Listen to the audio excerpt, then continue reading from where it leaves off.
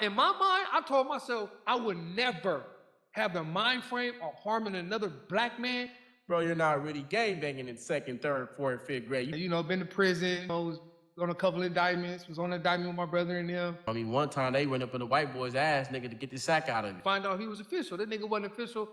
They told him either you gonna get got by the white boys, you gotta get up off this yard, get up off the yard. The niggas my age is going out, getting marked out. The niggas older getting marked out. I thank God that I hit the prison yard, cause it saved my life. You know, he smoked out, you know, goofball. I ain't whooping him before I go to jail. A conversation with me, and I'm giving them all the game like, bro, I've been there.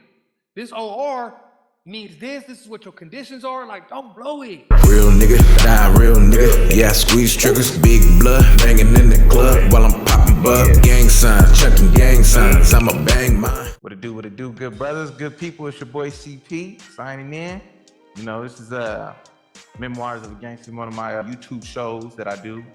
Basically, just highlighting certain things, always trying to highlight the positive, get the streets and the regular people, those who wonder about what's going on, some understanding of how we get in here and how we transition. So everybody usually on my show has done some transitioning and to do more positive things. So got two guests with me. I got Alonzo with me over here, and you know they'll both get into it. And I got my dog Shaq, Boss Man, whichever you prefer to go by on the show today. But basically, you know, when we kick it off, y'all know about me. You know the struggle. You know, I went from, you know, being in the streets, running rapid, just like you know everyone else, to, you know, life taking me all around the world. It's taking me to all kinds of things in corporate America, the places I never thought I would be. You know, nigga thought he was on the street on some banks and shit. Now I actually work for a bank, so you know, very interesting to me. You know, I was talking to my uncle today, 'cause I'm doing some training out here in Colorado. And he was like, man, oh, you work for the Fed. You know, I'm like, I just work for the bank. It's a federal bank though, but you know, having to even pass a federal background check, right? And, you know, having to disclose any and everything that's ever happened. I mean, I had to go get transcripts. They wanted arrest reports. They wanted everything that I can show them. You know, they want to see original charges, disposition. You know, I sent them expungement paperwork, everything top to bottom for everything that's ever been, you know, going on. They want explanations. And even though I'm outside of the street life, you know, I still live by certain rules and regulations. So I ain't got too much explaining I can do. You know what I'm saying? I ain't here in wrong place, wrong time, wrong people, you know, but I'm here now, you know, so it's interesting to have a certain mindset that's instilled in you and still try to navigate that while living in the civilian world, right? And, you know, but ain't no Gucci man going on around here, you know, and I was a huge Gucci fan too, so that hurt my heart. But, you know, we'll start with you, Alonzo. You know, tell them a little bit about you. Man, Alonzo Harvey, grew up in Southeast San Diego, Lincoln Park area. Used to bang the Brims. You know, same stories, man. We all got similar stories. Just, you know, grew up in Southeast San Diego. The street had a big influence, a big impact on my life. And, you know, been to prison, did the whole thing, you know, was on a couple of indictments, was on an indictment with my brother and them. You know, just battling the consequences of being in the streets, you know, and that come with it, you know, and there's no handbook, even though they try to write one for you, act like there's a handbook, but as you grow into a man, you start to see that there ain't no handbook.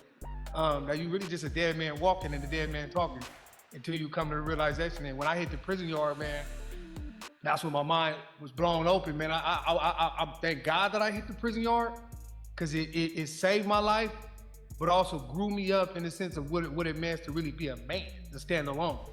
Because though it's a group thing in there, but to me, well, at least my experience was, prison was you by yourself. I don't care where you from. It's you learn on your own. You might be in groups, but you learn on your own. You rehabilitate yourself on your own, and then that, you know, that elevates when you come home to see what you know, how did you rehabilitate yourself? Because it's gonna show when you come home, for sure. How you act, right? How you treat others. You know, how you are amongst the group that you was with before you went in. Just all of those things, you know what I'm saying? So yeah, that's me in a nutshell though. Typical Southeast story. Question for you. Two things, like you said, you grew up in the Lincoln Park area, which y'all ain't that far from the Brims. Your brother's from Lincoln. Yeah. How did you end up from Brim? So 7th grade year, I got put on in the 8th grade, 8th or 9th grade. The 7th grade year, I went to school with everybody from the Brims. I went to Bell. My best friends from the Brims. My best friend is from the Brims. He grew up in Canto. So I've been knowing about the Brims. I used to just, hang out with the homies. And then Lincoln was like my family, my uncles, and like it was like, And I almost always a kid growing up wanting to be different. I always did the opposite of what everybody else did. And I always told myself, I didn't want to be from Lincoln. And honestly, my brother was in juvenile hall when I did decide to get put on. You know what I'm saying? Because he had been banging. He was banging 3rd, 4th grade. He had already been doing that. I wasn't doing none of that. You know what I'm saying? So yeah, it just, I didn't want to be from over there.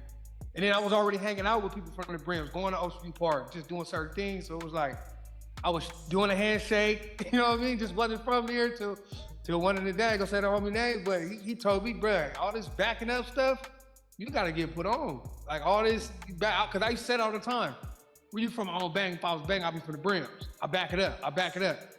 Man, my 8th grade year, my partner was like, bruh, that's out. You either gonna be from the set or you gotta keep the set out your mouth. When you hear those words, it's like, keep it out your mouth. You crazy. Right. You know what I mean? So, yeah, that's my Brim story. So, how old was you when you went to prison the first time? Well, you have me. And I just turned 21. Just turned 21. Went to jail 2 weeks later. Damn it. Yeah. My cousin, rest in peace, Ahmad Lewis, went to jail on his birthday. We was having a big old function at my pad, for his repast, and went to jail that day. Got you. Yeah. What up?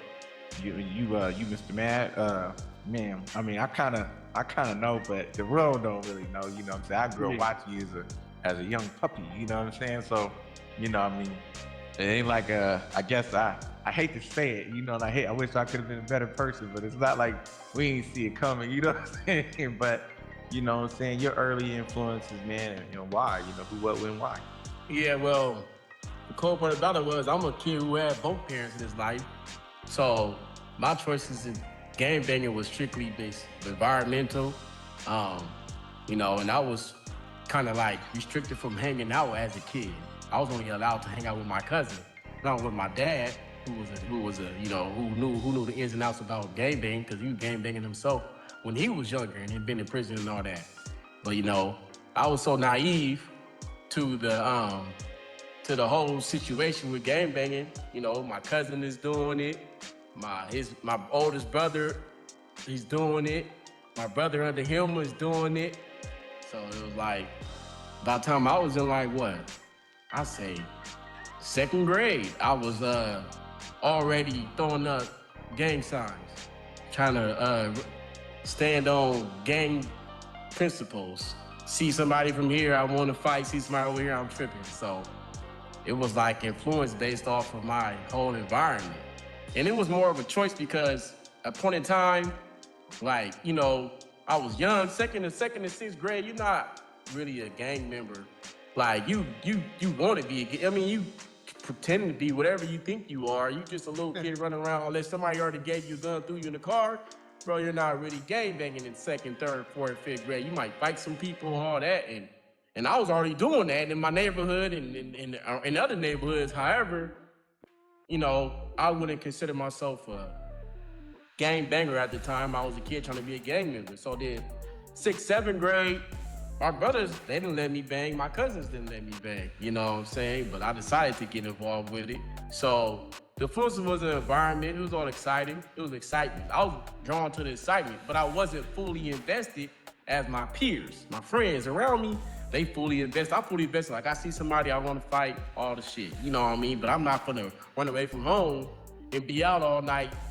You know what I'm saying? Because I know when I get to the pad, it's bad. It ain't even funny bad. It's bad. So, I had that. Luckily I had that type of dad to where, I was able to model myself after that later on in life. I had something to follow because I noticed that in the whole aspect of game banging, a lot of these guys are just, misguided and misled souls, literally. Like, that's literally what's going on. You don't have a mentor to, model yourself after because all the ones that came around you either in and out of your life and the ones that are around, they 37, 47 on the block with a beer in a nice car and call themselves doing whatever they doing. They look nice, look fancy because everybody in your communities are appealed and attracted to it. So you really can't model yourself out there. No actual, what you consider a man, what I consider a man out there in these streets. But yeah, like the full-fledged and when he come into like, I think like eighth grade, eighth on my way to ninth. Like, I asked myself a question, like, bro, I have a chance to either bang or just get out. You know what I'm saying? Then I actually decided not to because my brother of mine who was serving life already and my cousin who was serving life already, they like writing me, you know, like, bro, clean your act, bro. Like, what are you doing? I hear about you ripping and running. So I actually decided not to, and I get to the, neighborhood block. There's a couple older peers who younger than them, but older than me. Like, oh, nah, man, we don't believe that. And they still trying to force the set on me. So, and it wasn't just that. They didn't just force the set on me. They just like, we don't believe it. We don't want to hear it. And it was kind of crazy to hear that from a peer, because usually my peers is like, well, watch out, bro. Like, go home, or you can't be over here. So that kind of like made me just tell myself like, bro, fuck yeah, I'm from it. I'm not being from it, but like I was trying to transition out of it until that day. I said I'm good, and the nigga was not going. He wasn't trying to hear it. You know what I'm saying? The nigga now, he smoked out, goofball. I ended up whooping him before I go to jail. It's a crazy story of another day. You know what I'm saying? I whooped him before I go to jail. It's so crazy, but this is years prior to that. You know what I'm saying? When that all transpired. But yeah, so that was my decision, And after that, it was like everything that led up to that, to where I got my situation, got locked up, and my crime wasn't even gang related. It was designed for my benefit, you know what I mean? Because I always was about getting my bread and, fucking with whoever I fuck with, females and things of that nature. The gang banging shit, it kind of came easy to me because I was, like I said, since second grade, I'm like already conditioned to not be, scare nobody and know who's who and what's what. So that was like that was like second nature. I was more focused on the bag, but gang banging was like, okay, I'm gonna knock this out and I'm gonna go get this bag. I'm gonna get on this gang banging shit and I'm gonna get this bag. So it was hand in hand. So it was kind of crazy how my little situation all flipped all over. I thought I had it figured out though. Had A's in school, you know what I'm saying? But I was full-fledged gang banging at school and out of school. So it was a wild ride. Really too smart for your own good, it sounds, basically. I really was, because I still had plans on going to college. Like, I was still going to bang and go to college, all the shit. I thought I could do both. Like, I'm going to keep it real. I was like, I thought I could do both, man. And I thought I had it figured out. I mean, I had it mapped out. I say that, you know what I'm saying? But I'm glad, like Harvey said, I'm glad that I went to prison. And I'm glad I had the time that I had, though. I had a life sentence. So if I didn't have that life sentence, bro, I'm keep it real with you. That life sentence. How old was you, though? Not to cut you off, but how old? I was 17 17 and a half. That's what they said to get me bonded over as an adult, 17 and a half. Wow. I was 17 and a half when I went in, and I served 10 years off a life sentence. But yeah, it was a situation where, it was out of my control. However, I'm conditioned in a certain world where I can't say anything. You know what I mean? They was like, man, you say something, man, bro, we good. Like, bro, I don't know what you're talking about. I wasn't even there. And I'm caught red-handed. You know what I'm saying? But I wasn't even there. I'm caught around the corner from the scene of the crime. I wasn't there, man. I was coming from, I don't know what you're talking about. So it's a whole different, world when you're dealing with all these spectrums. But like I said, if I didn't have the time that I had, if I would have just did a 10 ball, I think I'd have been sharp, but I'll be less, what's it called? Yeah. The life experience, being incarcerated for life gave me the experience that I needed, appreciative. Because the life, but it's not for everybody. Everybody don't need that wake-up call to have that L in it, because that L wasn't forever. It wasn't like, oh yeah, you got an L, but nah, it was like, yeah, it's over with. Ain't no coming back from this. Like, your L is locked in, bro. The jury instructions, the law, you ain't got no get back as far as as far as your actions that can book you for the crime. You know what I'm saying? Like, they got proof that I was involved with this, so that's all they needed to keep me locked up for life. So I had to go off trial errors to get out. You know what I'm saying? And that was still up. That was, like I said, my life sentence was a life sentence. It wasn't no, yeah. Until laws changed in the future, that's when I came home. But I still had deals going, never stopped. Law library, every law library time I went, 2 yards too. I'm one of them niggas, all yards. I'm on everybody yard, on every yard. I hit the law library, come back, I'm still on the yard. I'm accountable. You know what I'm saying? Everybody ain't like that. You know what I'm saying? But I was accountable. I was at my yard, go library, come back, and be on the next builder's yard. Programming with them. However that works in that weight pal. But anyways, I was young, but that life sentence was needed because I wouldn't have grasp. You know what I'm saying? I needed that inner understanding. I needed that inner understanding because I was pulling from the outside for my understanding. You know. Switch you back over. So Alonzo, okay. When you go to the pen when you was 21, right? You said that's when you got locked up on Ahmaud Baby Wicked birthday celebration. So when you was in county jail and you knew you was going to prison, did you go level 4? Nah, I went to level 3. I went to Ironwood, straight to Ironwood. Oh, you went straight to Ironwood? So you was level 3. Donovan State, but I was fighting, so I didn't know I was getting points at it. I didn't know, you know what I mean? So when I went to Ironwood, I went to Donovan, I was fighting. So when I get to my counselor, I had level 2 points. Thinking I don't know nothing about none of this stuff. I'm trying to acclimate my mind to prison now. Like, bro, okay, this is how it's supposed to go. This is what I've been hearing. So now I'm chest poked out. Now it's like time to get tatted. What's happening? You know, where the homies at? This is my mind frame. I'm really pumping myself up in the county. So I'm fighting in the county because I'm trying to prepare myself. I don't know what. Bro, I ain't never been to the pen. So I'm like, bruh, like this, and when I went to jail for, it wasn't even no penitentiary type of thing. They just gang enhancements. I didn't go to jail for no gang thing anyway. I was getting my money too. You know what I'm saying? Bro, it's crazy. You got this, bro. Me and you got a similar same story. Mom, all of that. Grew up with my moms and dad in the church, all of that. You know what I mean? But anyways, I hit Ironwood and I wasn't even supposed to. When came into prison with level 2 level 1 points, I was like fire campish, I guess, is what they were saying. But I didn't know that they add the points on every time you fight. I didn't know that. Damn it. I went in and stayed level 3 the whole time.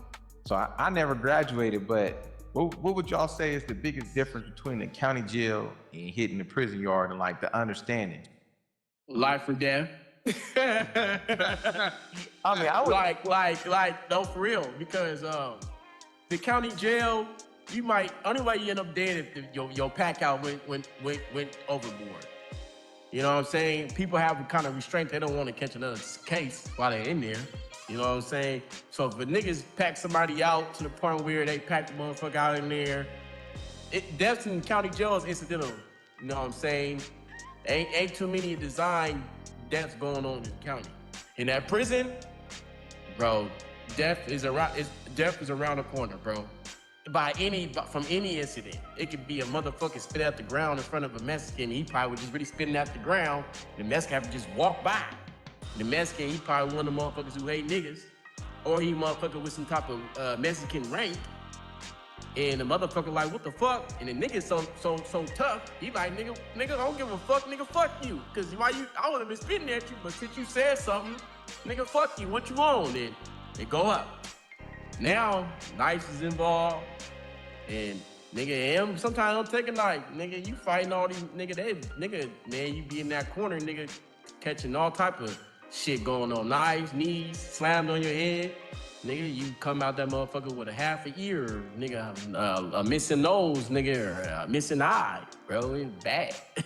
So, life or death, I say that. The significant difference is the death part. What about you, Alonzo? What was your experience with To be with programming. When I was in the county, I was hearing people, man, I can't wait to get to the pen. Bro, my heart pounding every time I'm hearing that. I'm like, nigga, what? Me too. I can't wait to get to the pen. Nigga, I'm trying to stay up in here as long as possible. But I didn't understand the programming part because I'm programming better. So until my boy, one of my partners from Hoover, ended up moving me in the cell with him. But I wasn't a porter or nothing, so I'm tweaking South Bay, 23-hour lockdown facility. You know what I mean? It go up with the maskins. So it's just constant. But again, I'm thinking penitentiary. I'm thinking letters under the. I'm thinking rape. I'm thinking about all the craziest stuff that can happen. Passion. You heard the purple passion story? Yeah, everybody has about purple Oh, that's pass. the first thing you're gonna hear. That's the first thing you're gonna If hear. you're on your booty. So I'm Yeah, all talking full that. up. I'm talking about knives in my head. Like, bro, I don't care. I don't care about the time I got now. It's what it is. I'm here now. It's happening to me when I get there. It's not happening. So I'm trying to prepare myself. But don't want to go to the pen, and then somebody tell me, man, get immediate sentencing. Bro, I sign my deal. When I get immediate sentencing, 4 days later, I'm gone. I'm like, damn, that's really immediate sentencing. But it was for the good though. I was county jail. The pen way better. As crazy as that sounds, the pen is better than. I ain't gonna. When I had to do I was on GSU. When they gapped me for GSU, man, the homie, fuck around with the homie. Fucker got gapped for GSU. They was trying to give me 3 years. So then they was like, look, take a deal for a bullet, 365 straight in the county or whatever, or you looking at 3 years. And I'm like, I done been to the county, did 3 months, 6 months, whatever, separate time. I'm like, can I do this year in prison? They're like, nah, you go to prison, you gotta do this one. So I took the bullet, but the county jail, I think San Diego County Jail is different than LA and all these other spots because ain't no soda machine, no access, no soda machines. You can't get no cold beverages, no ice. You know, you ain't really got no real hot water dispensers for making your soups and shit. You ain't got no radios and nothing like that. Like, only time we ever heard any music was if the sheriffs wanted to play music through the box for the whole module. What was you got? Was you in George Bailey? I did George Bailey. I did Bullet in George Bailey. Yeah. So I was gaffled around Operation Red Sky, and they really wasn't fucking with me then because even though I wasn't part of it, you got 70 Skyline niggas on a indictment for Operation Red Sky. Yeah, you a part of them. And you a part of them. You ain't did nothing, but you a part of them, so they wasn't really fucking with me on nothing. So they was like, "Be lucky, you about to get this county year, bro. This bullet flat." So I remember though, my first some crazy shit I guess I seen in county jail. I mean, I told the story about when I seen the Mexican buy to chunk off the nigga neck. But what else was wild? What else was wild that I had seen in there? But you say life or death. I was in there when the sheriff had let the Mexican sheriff had let the Mexicans keep the razors out of the razor and turn it into razors, and they was breaking them off, putting blades in there in a different module, and they got into a riot and they stabbed some brothers up with some razors they put in, like, I don't know, some toothbrushes or something like that. Yeah. And stabbed some niggas up. So Only one shotter though. Razors in the county probably like one shot. They flimsy. They flimsy. But I get it. Yeah, it's damaging. But So they be working with them kind of still in the county though. You know what I'm saying? They got a little more. San Diego Mexicans got a little more leverage in the county. They ain't got that type of leverage in prison, but they don't need it because they big dogs do. So, as far as like y'all experience like in prison, right? With like, all right, you know how the city is. It's bloods on blood, Crip. The Crip on Crip is it happens not, but not as heavy as it is. So us growing up. And our hood's not fucking with other people. Bro, they be popping each other. in the county, in the prison, they go up. Crips on Crip go up. But I'm saying, I'm saying like in Dago though. Oh, Crip okay. is not. Nah, they're not. The Crips and Dago, it's rare you gonna see them fight each other. So what I'm saying though is, with our politics the way they are, like on the streets, with the Bloods not all functioning with each other, right? Hating each other, and then in the county jail, you got axing at each other, and then when you go to prison. I mean, being from Dago, we're probably don't have the numbers in prison like that, from what I understand. Never do. We never have the numbers. We always shine. And then you got Dago. You got, from my understanding, you got a Dago card. You got the Damu card. Then Crips had their own card. So then, how does that necessarily work with? Do only Dago Bloods fuck with Dago on the Dago card, or Dago Crips fuck with? If you from the Dago card, everybody functioning together to a degree, right? Yeah, and it also depends on what yard you hit too, right? So like for me, when I hit Ironwood, we was deep. We was probably, and this is deep, we probably 10 deep. Bro, that's a cold lineup to be from San Diego. But the way and I always been like the way people gravitate towards, I'm a people person. You know what I mean? So like, bro, I had a gang of LA parties. You know what I mean? But my Dago, like, baby, like we were all from the same area, so we all knew each other from the streets. You know what I mean? It was like I was on the streets when I was in the pen, to be honest. But I noticed the deeper Dago get, the more people hate. When Dago get deep, especially LA, they, and again, and if people watch this, I'm speaking on my past. Like, I got love for LA, got love from all, but at this particular time, they wasn't really feeling it. Because when Dago get deep, I don't know what the intimidation factor is about, but it's like the intimidation there's intimidation there. But we mess with everybody. Like, I know I did specifically. We wasn't, the deepest I think was on the yard was like DPS. We might have had like a little conversation with them here and there, because when they get on the yard, they get super tough. When they get together, they get super duper tough. So I had to understand. I was just learning the politics behind gangs and how they act and what they do and what they known for. It's like a real chess thing up in there. And if you don't know it, two things can happen to you. You can either get played or you can get killed in there. So you kind of, not only do you got to stand on your own, but you got to know how each gang play their gang on the yard, especially when they deep. You got to see how they play. And then like Man said, but Dago, we I don't know, we just shine every time, bro. Every time we're on the yard, they don't really, and not to say, there's nobody want a problem like that, bro. To be honest, you don't really want it. Because when Dago come together with his brother and Chris, where I was at, it's like when it's Dago if it's really like that. If y'all really want it like that, it's gonna be Dago. Like I worked out with Chill, Cuzzy, Dundada, like I was, and some of the Dago Damus, the LA Damus wasn't feeling it. And it's my first time that pretty was trying to politic on me. But again, I stood on my own too. Like, nigga, you niggas ain't finna tell me who I cannot work out with. It's not happening. Like, that's going down. Like, I'm working out with who I working, and then my partners from Dago was like, what y'all wanna do? Basically, like, the homie working out with the Keyways, he working out with the Keyways. We gonna dead that issue. We end up having a conversation on night yard at the Damu table about it. They tried to politic. Dago homies was like, bro, either we gonna do something or we gonna stop talking about it. They stopped talking about it. Cause I'm not finna stop working out, you know what I mean? So it all depends on where you, and I heard it the opposite on other yards where Dago ain't deep. It might be 2 or 3 of them. And they try to pick on Dago. You know what I mean? I've heard those stories too, but as far as me, man, once I got to prison, I had an OG tell me, man, you ain't really gangbanging. Cause I chest a little poked out, you know? And I'm like, what you mean? He like, it's Crips on the yard and I'm seeing eye busters throughout the whole yard. I'm like, dang. But I'm at the chow hall. It's to do with an eye buster on his face. But we gotta function and talk and conversate and get to know each other, because there's a possibility where I might have to have his back and he got my back and we gotta walk the yard and walk the chow. So I'm learning all these politics. Like, Keyway gave me a phone. Keyway did my tattoos. Marcelli like, bro, you can go in there. That's the homie from such and such, from East Coast Crib, LA. I'm like, you mean to tell me I can go in a cell with him? Like, yeah, nigga, he black. I'm like, he black? Nigga, what you mean? Nigga, we fuck with niggas on the street. Like, I don't mean. So I started to learn about all of that. And then it only took me, bro, about 6 months to a year to really acclimate towards that. To be honest, I was cool with everybody. If you didn't have no problem with me, then I don't care where you from. At this point, all my tattoos came from Keyways. Every tattoo I got on my body was a Keyway. When I first got to the yard, I was in red suits or reception. Keyway gave me a phone, just everything. Like, bro, can you pay for this? And like I said, I was getting my money on the street, so I'm like, yeah, I can pay for that. And I got homies vouching for me, like, oh, bro, he good. Slide me a phone. Didn't no Damu slide me no phone, no Dago, nothing against the homies, but didn't nobody slide me nothing. I didn't have nothing for 2-3 weeks. I'm in red suits. Keyway slid me everything. First day, weed, everything. You gotta get them a little understanding. When you say eye busters and red suits, everybody don't understand. So when you in your red suits, you in reception. So you gotta wait for your paperwork to come back, and they gotta, like, medical, you gotta do all of that before they just release you to the yard.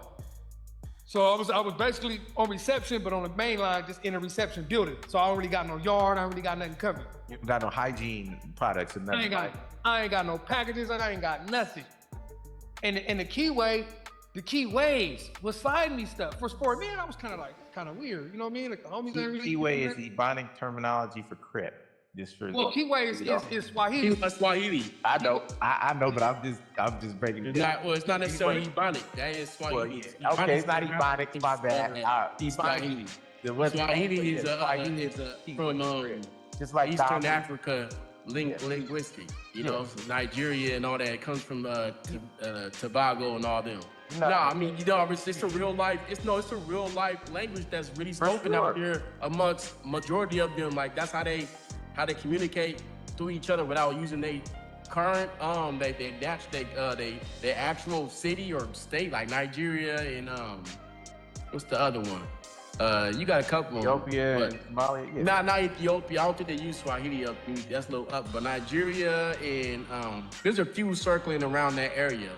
I think Ghana a little bit too. But Nigeria, all that's close to each other, but that didn't get you. They use Swahili to bridge the communication that they don't have, communication language. That's their language between each other, and that's was adopted. I think it was adopted by the Panther Party to the Guerrilla family, which is the BGS. That was passed down to the blacks in the prison system because everybody else had a language but us.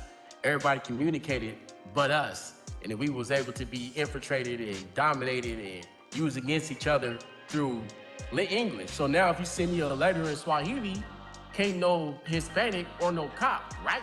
No letter line in English saying, hey, I'm trying to kill Wutu tomorrow, let's get together. Nigga, like, this ain't in Swahili, this ain't our people. This shit made up. So we were manipulated through language. So that language saved us from a lot of disruption and bullshit. And got us, and where everybody learned their politics from was from the BGF family too.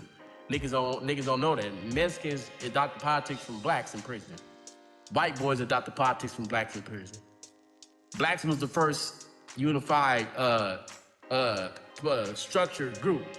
Then Crips came along and they didn't want to ride with the BGF program and started to do their own shit. Then, you know, niggas is crack babies, niggas is full-fledged gangbangers all day 24/7, so they start to lose the roots of our language and our politics, and it started to become about, you know, the big homie. And the big homie might be a full-blown bullshit-ass heroin addict from the streets, nigga, and he was turned up smoking niggas off Sherm, and now he in prison. He a big G homie, he calling shots, nigga, and he don't know what the fuck he calling. And he ain't teaching nothing. So niggas is following that. But that's what the Swahili plays a role in a lot of shit. I'm just giving you a little taste of Swahili. So good understanding. Yeah. No, especially for people that didn't know why it's used. That was good. Kind yeah, it's a shield in a sense. It can be. It should be. So, you was in the red joints because you ain't get no stores or nothing like that. You ain't get no hygiene. And the Crips is the one that gave you all the hygiene. And and the crazy thing about it, they running around with BK tats and stuff like that on them, which is what we would consider eye buster. Excuse my language. Yeah. 18th Street was I said the Mexican 18th Street with BK tatted on his face. But this is why I say I needed this, because this just helped me understand what gang culture from the streets to prison is. It's totally different. Totally different. On the streets, I would immediately, my mind would take me to get off on it. Get off on it just immediately. But in here, I have to restrain myself, right? Because it's bigger than the B is what they say on it. It's bigger than the B. Like, nothing's bigger than the B. Like, you're not bigger than the B. You know what I'm saying? You're not bigger than the whole B car. Because there's so much structure that not only keeps you safe, but it keeps the whole community safe. Because what do you mean by the B card? The black card or black card? Or? So gang-wise, the blood card, because I would get off on it because he got CK on his face. But yes, ultimately, what you're speaking to, the overall politics is black. Gangbanging don't matter, you black. So you gotta keep us all safe. So if I get off on you, you ain't even thinking about the Crips, the non-affiliates, the Christian brothers, the Muslims, you ain't thinking about none of that. And I didn't know that this is a structure that we have to abide by. So when we go in the chow hall, I'm surrounded by Crips. And they not even thinking nothing about me though. We just eat together. But he got my back, and I'm supposed to have his. But I'm not knowing this. You know what I mean? He introducing himself, I'm introducing myself. His name, he tell me where he from, I tell him where I'm from. And bro, we black in here. And I'm how do y'all feel about this? Because being in the county jail, right? Mexicans, you know, maybe whites a little bit, but Mexicans ain't traded with niggas. Unless there's some kind of drugs that was They being do it in prison, though. Maybe in county they don't, but in prison they do that. But in county jail, like, unless it depending on the shot caller, they might allow it. Now, I used to have a gang of books. I used to get a gang of books. I had all the Dutch and everything. The Loyal to the Gang, I had all kinds of books of all kinds, right? I read like 90 books, 70, 90 books while I was doing that year, right? I just have my mom and them send me books, right? Because that's the only entertainment you got is reading these fucking books. So like then they started wanting to trade some books and shit with us or whatever, right? But like food and all that, they didn't really want to trade and do nothing, right? And then everybody talks about like black and brown unity and all these things, and I'm with that. you see it, right? But when you in prison, and even in the county jail, right? Like, okay, there was 2 showers, one on the bottom tier, one on the top tier. All the blacks and the others, which would be Asians, Samoans, whatever, Pacific Islanders, whatever, that's not white and not Hispanic, they use the showers, but mostly, they're small in numbers in the county. But just the blacks only shower. But upstairs, the whites and the Mexicans share a shower. The whites and the Mexicans might share a phone. The whites and Mexicans, they trade with each other. The white and Mexicans, they jump on us. If it's a riot, a race riot, they help each other and they come after us. But on the streets, some, there are Mexicans that fuck with niggas. And then there's Mexicans that don't fuck with niggas, right? Like the Longos in Long Beach and all that shit. And in LA, like I got a cousin that was killed by a Mexican, right? And he didn't even gangbang, but it was a Mexican gangbanger. And like you said, with non-affiliates, whatever, anybody do anything to the Mexicans, they'll just come get the blacks. Just in general, they don't give a fuck if he's banging or not in prison or whatever, even from the streets. So he got killed by a Mexican gang member and he wasn't banging and told the Mexican he didn't bang, right? So it's so much, discrimination against us in prison, in jail.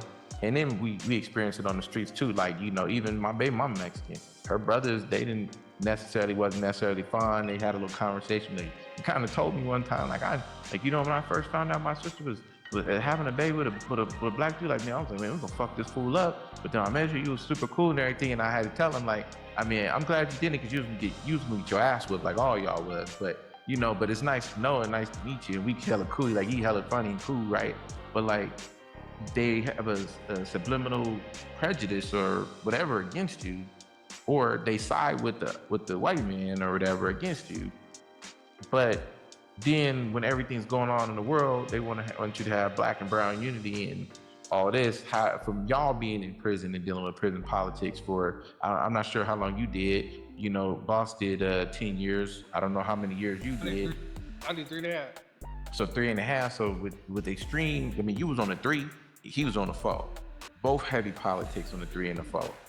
After seeing and living what y'all live with, the politics, the racism, the segregation, the however, like you said, it might go and it can go up, to watch, to see, witnessing riots and stabbings and shit. How do y'all feel about the black and brown unity? Well, me, bro, be honest with you, I'm with all that. And the reason why, I'm gonna tell you why. I'm with the black and brown unity, and it's needed. And because this is why. We all grew up in the same community. There is no difference. The only difference is how we are taught. It's the same way when we grow up in our communities. I didn't like Crips, only because they wore blue. That's all I knew. My uncles and them was telling me I couldn't get along with them, even though they lived right there. They lived right there. But I was taught that. So my whole life, I'm taught that. Mexicans are taught that culturally. So that's from uncles, that's history. Before gangs culture thing, right? And then when you get to prison, it's even more hyperalized because there's money involved, right? There's politics involved. And whites and Mexicans, whites on the streets get along with Mexicans. So when they come in, to me, it has everything to do with their politics. Black people, I hate to say it, we don't got no power in prison. We ain't got no power in prison. Not anymore. Yeah, exactly. We don't have that. The system. They infiltrated us. The system broke that apart. So when they broke that apart, because structure was created through blacks. That's what I really meant to say about just politics. Structure in prison, blacks had it. And it makes no sense for Mexicans to get with us. Why? There ain't no money in that. If anything, the police ain't gonna work with us no more. Like, it's a wrap for us. So we gotta come with, I call it the imaginary politic. It's an imaginary politic. So in order to preserve that, because they get stripes for going into prison and doing life and doing, like they really get stripes. This shit's wild. Yeah. So they to maintain that money coming in, right? Because there's taxes, Black folks don't pay taxes. We don't pay that. We don't do that. So to maintain, whites pay taxes to they shot call. That was some of the craziest shit I used to see. Gangs disrupted the whole thing. Black gangs. When blacks started being gangbangers, that's what fucked it up. For blacks. The craziest. If a black and a Mexican, this is what I said. If a black and a Mexican got in the cell and smoked a blunt and really chopped it up, bro. I took a class of black studies in the Chicano class at City College that was dual, right? And one of my best friends' name is Flacco. He from Montebello, Southside Montebello. Been in the pen, been in riots with blacksmith, all that. This is my guy though. Been to my hood, I've been in his hood, right? All of that. And when you understand the shared politics and the shared oppression, you then have to learn how to decolonize yourself, but that takes time. You're not gonna be able to do that with your entire culture. That's just, I'm not saying it's impossible, but it's gonna take several, maybe a decade, right? A century to actually make that happen. But it starts with an individual. It starts with an individual. In my mind, and they get murdered. Fred Hampton was preaching it. He got together all other coaches. he started the Rainbow Coalition. He even got poor whites involved. That was Fred Hampton's play. You know what I'm saying? So these things get done, then they get taken away. Yeah. So but my take on it with prison, I was on the phone with these Mexicans, you know what I'm saying? And every day it's everybody's programmed. It's sad because you're programmed. Like a real life in the system, you are being programmed. 100%. This is for sure what the Matrix is about. So we are programmed, and we have been programmed and nurtured. Probably you don't know where it stems from within them to not like niggas before they even come to jail, right? For whatever reasons, right? That they probably don't know why, or it's wherever history can tell us. But I'm not gonna dive into that. But they've been culturally, traditionally, and nurtured into this way of thinking. And based off our environment, we get conditioned into our way of thinking. Because we're not culturally designed to really hate any culture, but really the white man because of slavery. Honestly, that's the only thing we're getting passed down through culture is our experience through slavery. Besides that, there's no other really understanding, in at least as far as I can say in America wise, and directly California and Southern California wise, that the blacks are not culturally designed to really hate another race unless it's gang orientated. Because LA has it bad. So it's kind of low-key culturally out there now because of the history. But in San Diego, our Mexican beefs ain't real. I mean, it don't exist. You know what I'm saying? If we have a problem with Mexicans, it might be a couple fights, and it'd be rare if a death occurred because of black and Mexicans in San Diego. It might be a couple fights, a couple pack-outs, a few stabbings. It's over with. You know what I mean? And it's OGs getting involved and everything's squashed. You know what I'm saying? Because a lot of times Mexicans are bringing money. San Diego is a port. And whatever's going on with gangs in San Diego, it's really about the bag. When blacks and Mexicans have anything going on, the Mexicans are going to the blacks with the bag. But in prison, you on the yard, even on the yard I was in Calipat on the 4-yard. Even the Mexicans, they even they kind of had an understanding that it's not really fuck blacks. I done met Mexican mafia leaders. I done met motherfuckers with the black hand. I done met these motherfuckers who are black hand, you in. You in. You got that black hand, they got that black, I ain't trying to deal with their politics on the shit. You know what I'm saying? Cause it's kind of deep. But basically, I done met top motherfuckers, you know what I'm saying, from they shit. And they not on some fuck nigga shit on that 4-yard. They not. Especially if they got life. Well, motherfucker, damn, they got life for 20 years. Bro, they not fuck niggas. You know what I'm saying? They not thinking about that. They thinking about getting home to their kids or money. How they get the money, how they taking care of their family. Literally almost everybody on the 4-yard who got any type of ranking or status, that comes with responsibility. So their upper heads are not focused on the blacks at this point, at this age. The age I was in from 2013 up until 21. You know what I mean? I was on the prison. Their mentality, they're not focused on blacks like they were in probably early 2000s and 90s in prison on the 4-yard I was on. But it's not like that. It's like that in every prison. Blacks and Mexicans do business with blacks who got some common, who got some sense. They playing basketball with each other on yard too. I was there when they started playing basketball on my yard. That's hard. I was there. Well, I was there. I played 2 games with them. Because I'm like I played because I'm a nigga who didn't interact with nobody. I didn't interact with Mexicans. I didn't interact with Crips. Only interact with me, and I let the homies from LA who want to fuck with me come fuck with me, and the homies from Dago that want to fuck with me, they come fuck with me. Like I was in my own program because you know what I'm saying. I know that. You know I'm a nigga who if it got to go up, I'll fuck around and not hit you if it's a right. You know what I'm saying? So I can't be everybody's friend. You know what I'm saying? I can't be everybody's friend. If I'm everybody's friend, and I'm not gonna hit you. I'm not gonna activate as I at my best. You know what I mean? At my best, I'm gonna be pulling punches. You know, and I'm still low key pulling punches when I done beat up people and all that because I know they don't know no better. They had. I call it lack of father syndrome. I'm gonna keep it real. I seen a lot of that. A lot of problems in blacks and gangs, bro, is a lack of a male model figure to model themselves after, bro. They model themselves after an image or a identity that they heard about or they want to be like, bro. Ain't nothing going on with niggas but identity crisis, my nigga. We have a lack of figures to model ourselves or being taught to model ourselves after.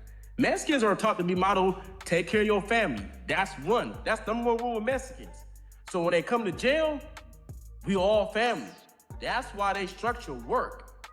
Niggas is like, nigga, I ain't family, nigga. 7 o'clock. Nigga, it's about the bag.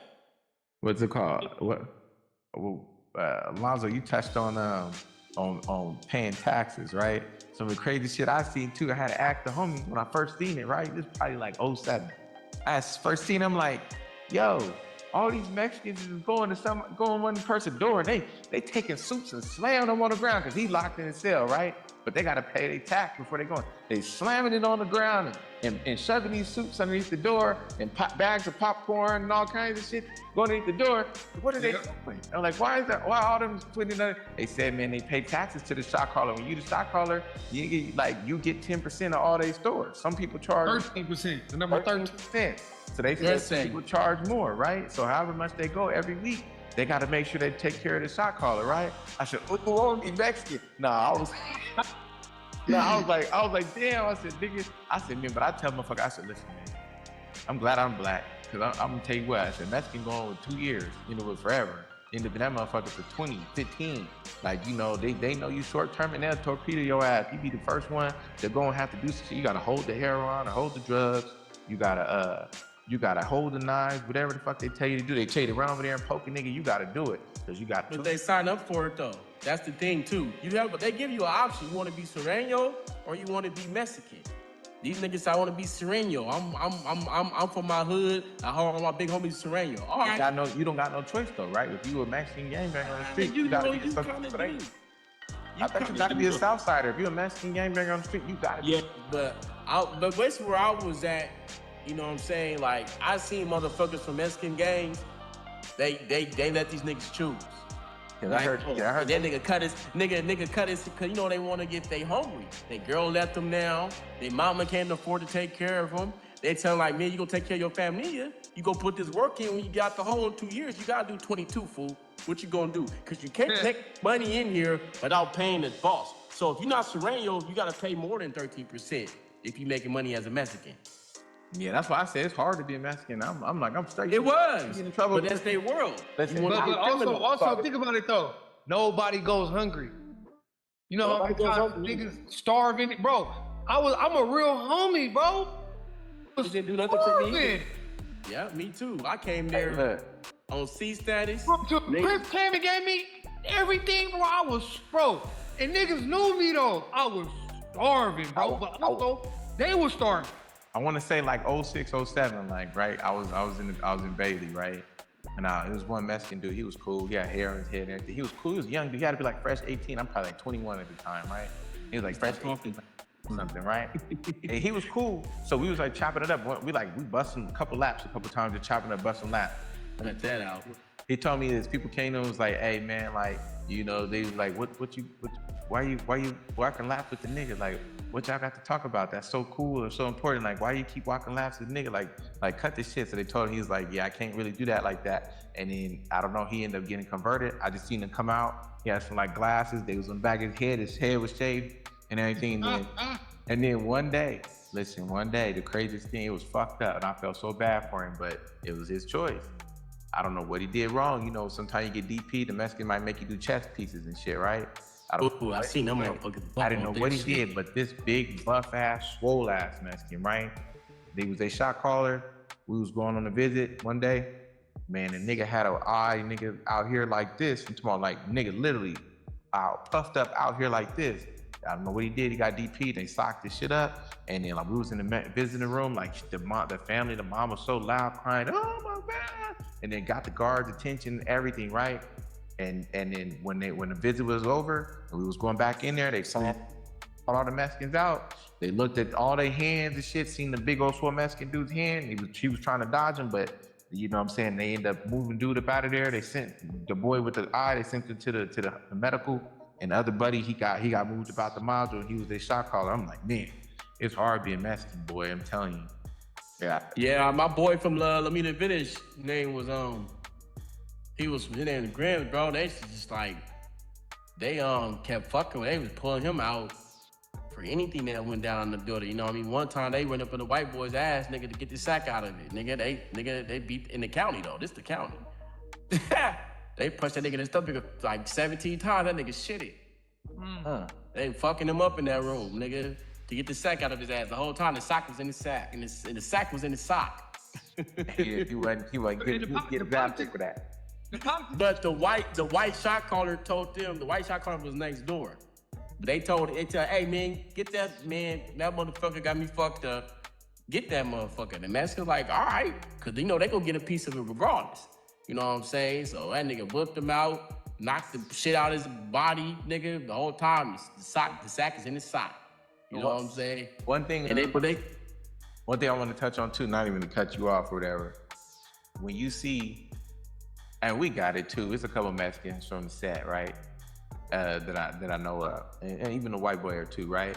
When y'all be in there and y'all see niggas from white gangs or niggas from Mexican gangs, like, isn't it? It's like an on-site, like a go mode, right? Where you supposed to go on them or No.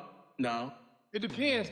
It's definitely an automatic go, cause that not for blacks. We don't give a fuck, cause everybody against us. We be like, we don't give a fuck. Like I remember a white boy from LA came to the yard in Ironwood, and you know they teach me, they tell me the politics. Like, if this nigga ain't official, blacks ain't gonna support this nigga. He can't just be coming around here talking about he from somewhere from a black gang.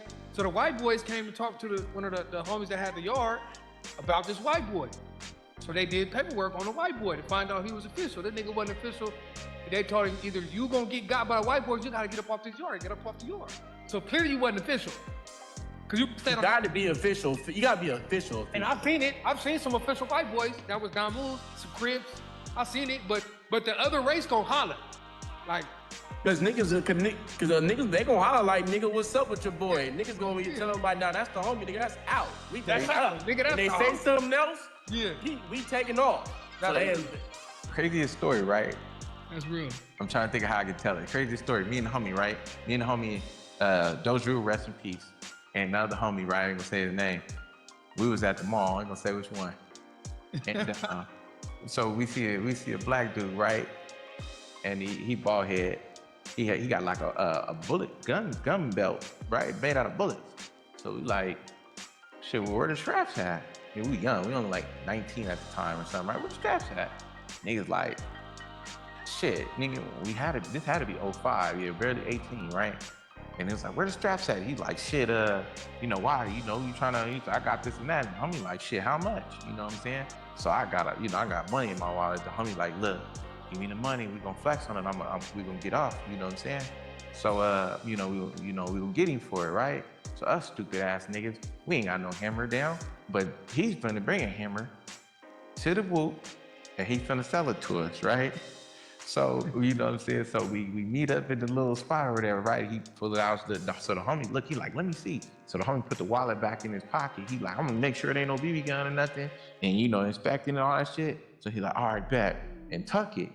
And he look at me, push the nigga over, right? Nigga fell. But I don't know what he got. And the homie take off dart. And me and the other homie take off like opposite directions, right? So, you know, he's like, oh, fucking niggas and shit, right? So we hiding behind some cars and shit. It's a trolley stop close to the mall. We hiding behind some cars and then they sending bitches and all kinds of shit. So we make our way down to the trolley stop, like hiding, but this nigga's like walking through, he's got his shirt off. I see the nigga with his shirt off, the nigga got a swastika on his chest. I'm like, what the fuck? Nigga got a swastika on his chest, but it has a cross going through it, right? I believe he already had the cross going through it, like he just had it X'd off, right? So it was weird. So come to find out, the nigga was a sharp or something like that. He was a black skinhead. But once I realized that he had on tight jeans, he had a shaved head, and he had on some Doc Marten boots, right? So he was a black skinhead, but I didn't know. So then once we get down to the trolley top, we hiding behind cars, they sending bitches and driving. Help the skelter, but that shit don't necessarily mean racist. Hold on. Let me finish telling you though. So sending Bronx to come check us out, trying to see if they could see us. So we hide the whole time till the trolley get there, right? We get on the trolley, we had hid it in the ice plants over there, and then we went back like the next day or something for it, right? So mind you, years later, 3, 4, 5 years later, I don't know what it is. We in Crispy's Fried Chicken on University, right? Me and the homie go. The other homie, rest in peace now. But me and the bro go, and we have been Crispy Fried Chicken, right? We go walk in there, the homie just blabbering away. Nigga, I stopped this mid-shit and like put my hand on his chest. I stopped, and he like, what? And I look, and I'm like, and like I gave him the head, and I like, you don't remember blood? And he like, from where I was like, you ain't still in there? He like, oh, I do, you know, like kind of like we to ourselves. He like, what? He said, oh man, you know. So then I'm thinking, I'm like, do he notice us, right? He like, oh man, if y'all talk about me, like I ain't like that no more. He's like, man, like I'm not tripping on. He's like, you know, I denounced all that. I don't do that shit anymore. And then he started telling us his prison story and how he ended up in a bunch of situations, and he would end up like, you know, always getting caught with a knife. He said, I'm a black skinhead, I'm a sharp. He said, so they keep that. I'm supposed to be, like they're supposed to be keeping him in PC because the white boys wasn't accepting him, and the niggas wanted to get him because he's a black skinhead. So he said every time PC would get too full, they'd put him back in Gen Pop. And then even going from PC back to Gen Pop, your ass is already grassed. So he said he always had to get him a knife. He said he ended up in stabbings, and then every time he went to court, he had to explain to the judge, or his lawyers explained to the judge, like, look, my client is not safe in there. He's supposed to be in here, and he keeps getting in knife fights because he got to protect his life, right? So he said, man, I thought in prison, he said the way everything went down, when I got out, he said, I don't fuck around, bro. He's like, you know, it's all good. He said, man, you know, don't worry about none of that stuff. I don't think he still knew who he was, but he just knew that we knew about how he probably was kicking up shit, you know, on the streets back in the day. So he's like, man, yeah, I be hanging out the bar right here around the corner. You know, you guys come through, you know, a couple beers on me. You know, me and the guys is hella cool. And I'm like, yeah, all right. Yeah. Negative. I ain't never heard of that. I know them white boys don't dead, but that's who was busting on them. Them niggas, those white boys don't play. They stab fast on that. They stab fast. They do not play. Yeah, that's right. They seeing that, but you know what I'm saying? So, but you know, y'all both made it back home and got a different understanding of life after that. Like you said, it might have took having that L and not knowing if I'm coming home, and you had 3.5, but discovering like, damn, Crips is all right. I'm being misled, mistaught. To you coming home, you know, you got your degree. You and your brother, y'all both got y'all degree from Berkeley, which is highly impressive. And then, bro, you stood on everything that you needed to stand on. You know what I'm saying? Got your HVAC certification and everything. Like, life is... I got a couple certs, yeah. I work for the government, too. Work for the government.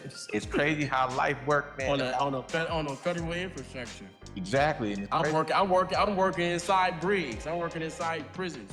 I'm like, what the fuck? Like, y'all, I used to be one of y'all, you know?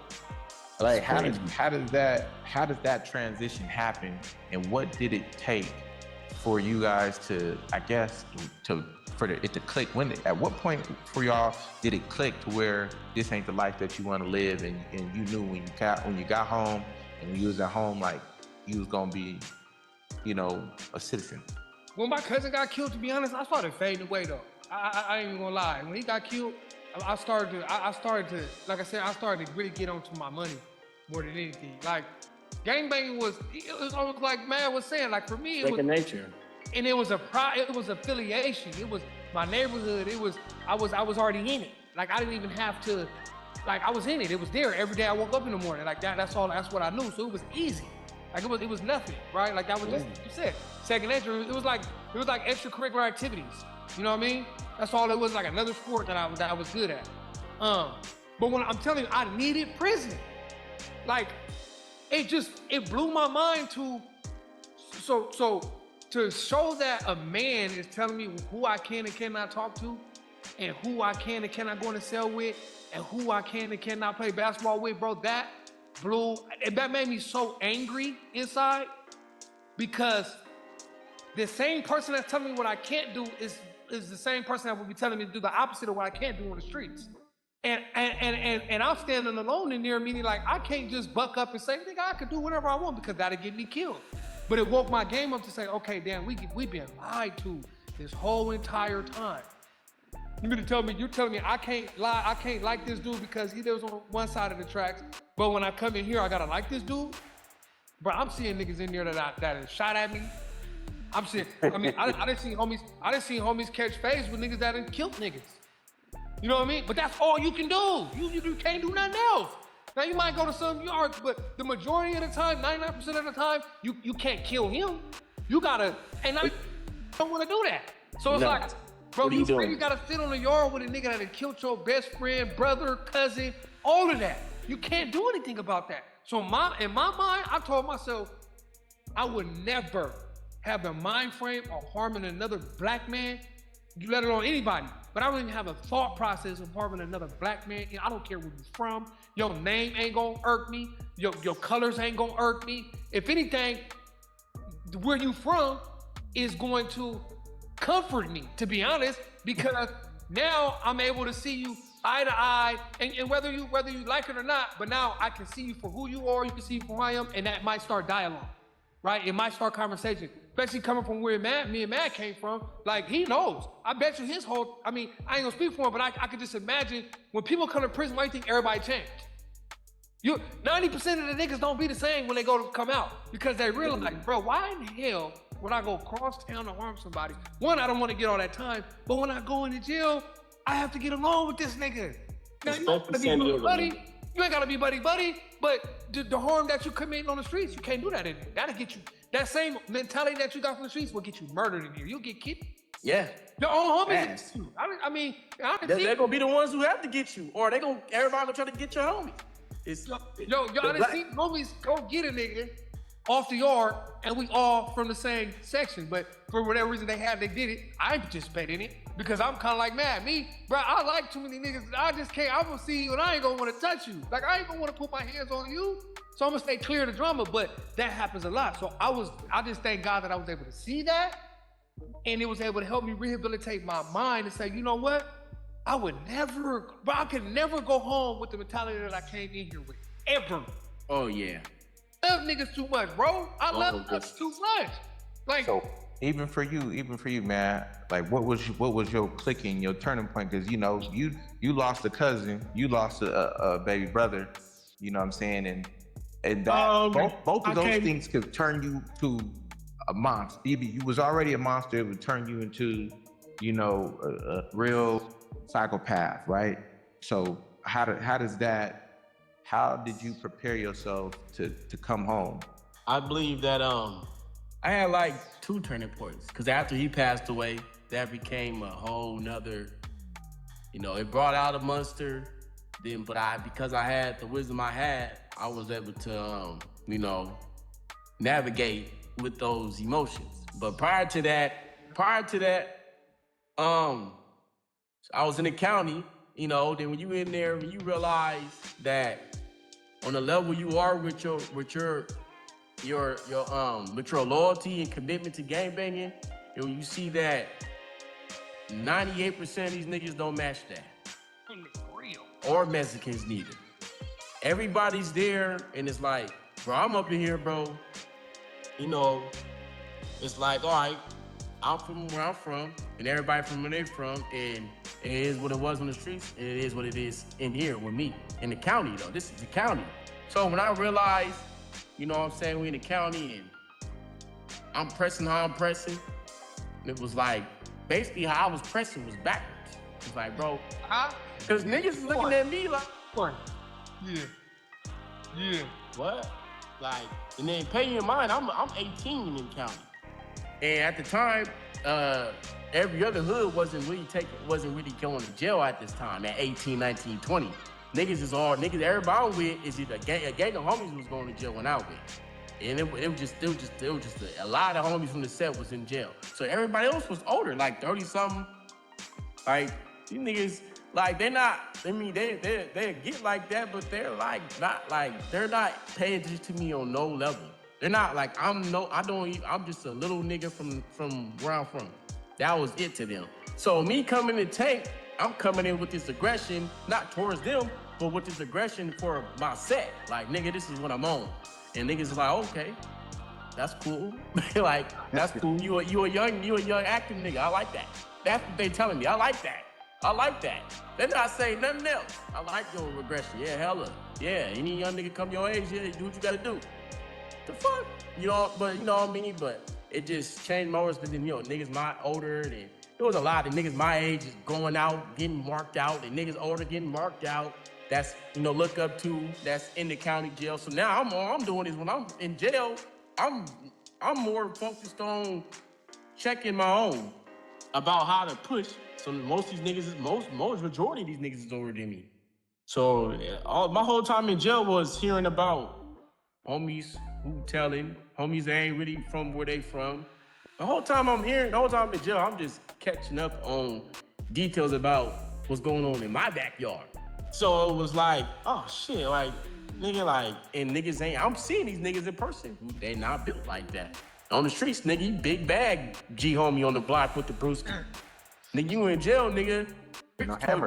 Rick told you some slick shit, nigga, you over here walking around the day room now with your head down. What the fuck? Now I'm checking, now I'm on the Rick. No, I ain't like that. Fuck.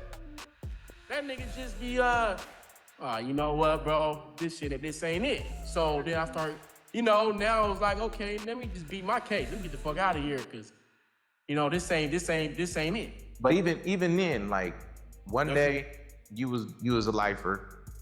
The next day you getting a phone call like, hey, you going home. What was that? What was that moment like? Okay. How did you feel? How did that? That's an emotional moment. Well, all right. I'm gonna finish this just as fast. But basically, when I realized 98% of people, bro, doesn't have loyalty and commitment to game banging, bro, that changed my whole perspective. So now I'm back to being myself. I'm a curious person. So now I hate street novels. So now I'm reading books about self-help. So now I'm reading these type of books, James Allen Woods and motherfucking prosperity Bibles. I'm seeking understanding and higher thinking. Even though I already had it, I was already sharp. But I just needed something to exercise my mind. Cause I read the Bible, read the Quran, reading read Buddhism, I'm reading all these other, you know, trying to find out what is the answer. I'm seeking out life answers now. I'm not seeking out nothing with niggas. I'm programming like that. So then the transition to time passed. Now I'm a whole different person. Now I'm in prison, doing my time, programming. Still got the, you know, but I'm programming. However, you know, caught my time, turned into a monster. I'm in reception, I'm a monster. You know, because I feel like I got life. They said, fuck me, I ain't do nothing. So fuck the world. Boom. You know, then I end up having another revelation. When I get to prison, I thought prison was gonna be, you know, niggas like me. I get to prison, nigga, 98% of these niggas is bitches too. Real talk, bro. I ain't holding nothing. I'm keeping it real. These niggas be everybody from any race, any car. These motherfuckers in there from incidental, from just growing up in the hood and being torpedoed themselves, can't have no emotional control or getting torpedoed. And none of these niggas up in there, majority of these niggas up in there, bro, ain't convicted on who they are. They don't know who they are. You know what I'm saying? So I need to find myself because I ain't trying to follow these niggas.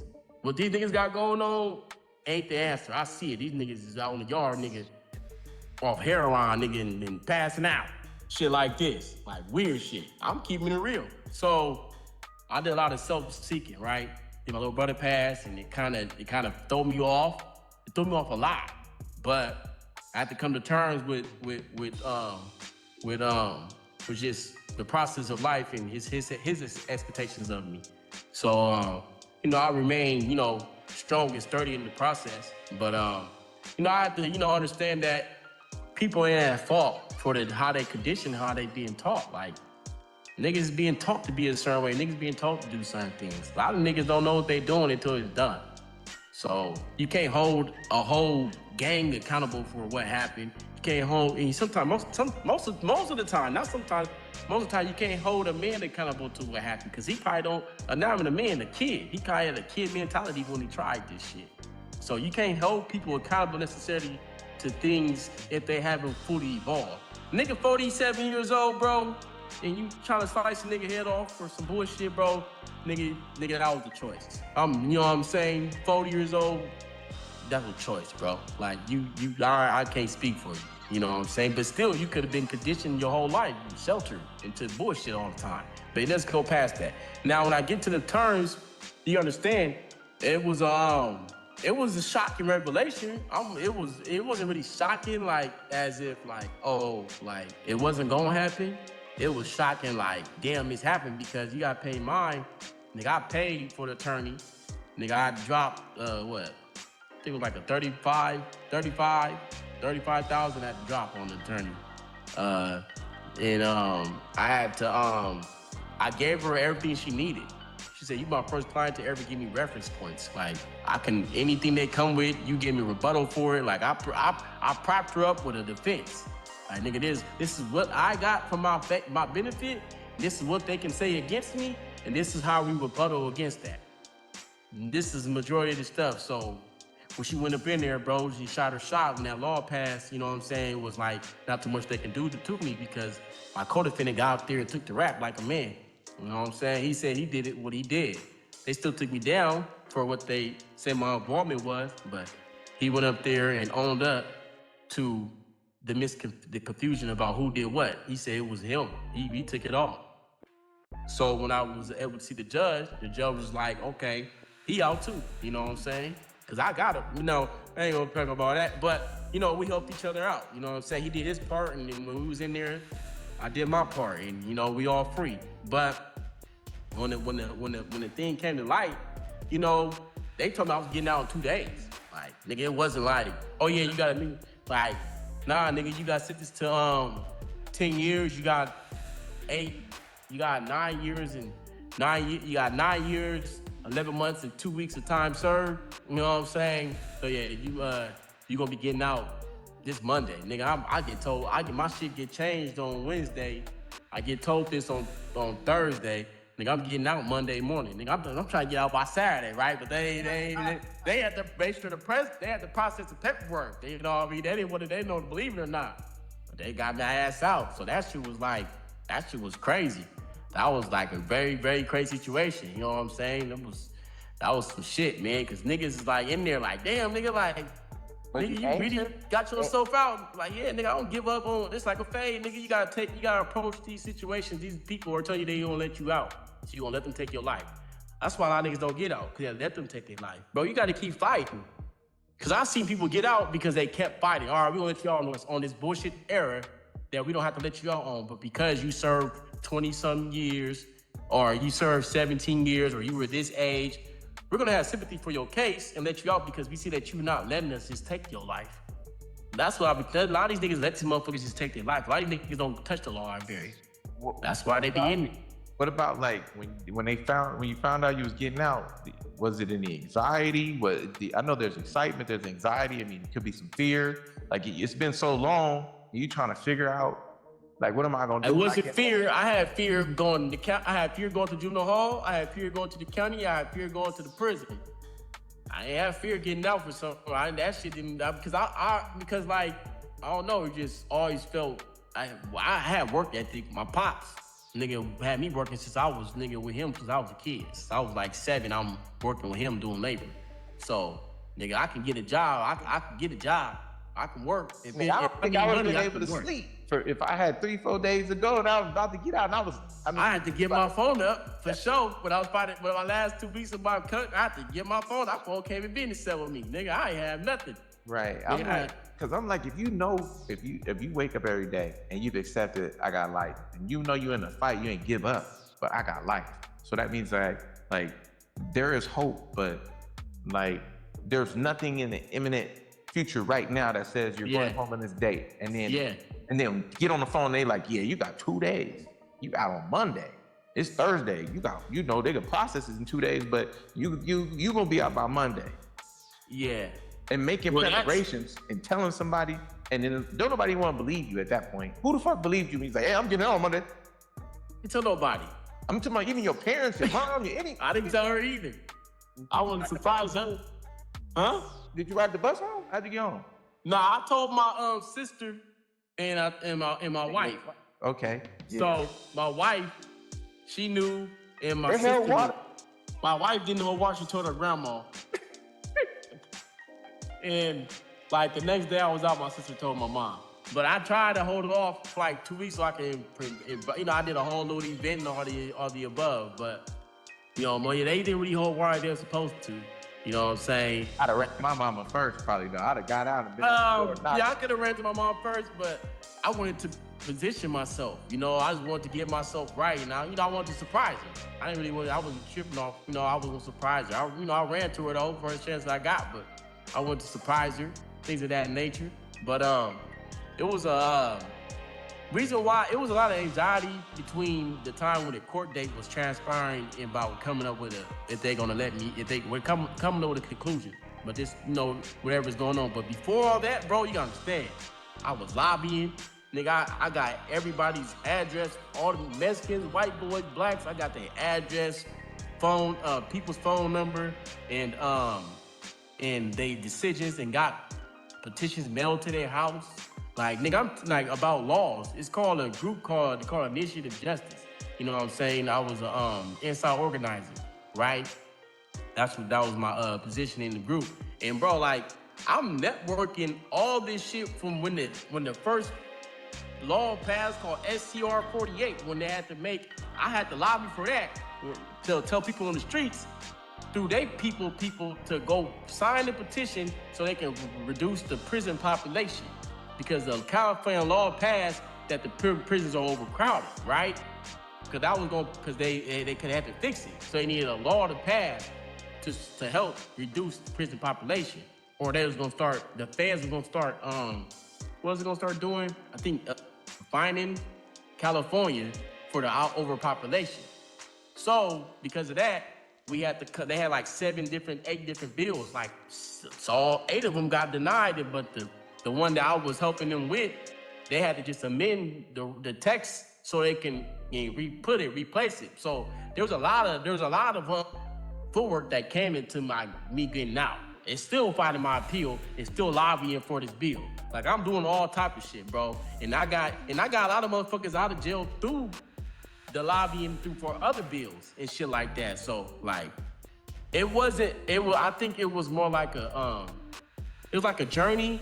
So I seen the path, you know what I'm saying? And I'm like, bro, let's go through this. And I'm going through all the stages. So when it got to the last stage, it was like, okay, now it's me versus them. You know what I'm saying? So that's when the anxiety kick in. But I don't know, because of my, like, I tell you, bro, I was in the library every week, bro. Twice a week, bro. So like, a nigga knew how the system works. I know how them think. I know what they did. I know how to break it down, the dispositions, the symbols they use for a positive disposition, a negative disposition, a disposition that has something to do with nothing, and bring up other cases. I know all the twists and turns about how they go about this stuff. So when it came to my chance, it was like, man, it was either you gonna be biased and I'll come back, and that's where I was at. But the excitement was, bro, it was overflowing, overwhelming, for sure. Like, like, I don't know, but I think I don't know. Maybe I was younger, it happened to me, but I was burnt out on tears. So I didn't really have any but my freedom. Because I knew, my innocence were alive. I even told them during, like, judge me for what I did, do not for what I did it. So was more on some shit like I'm in here, you know what I mean? I'm being punished severely, you know what I mean, for the crimes that I actually committed.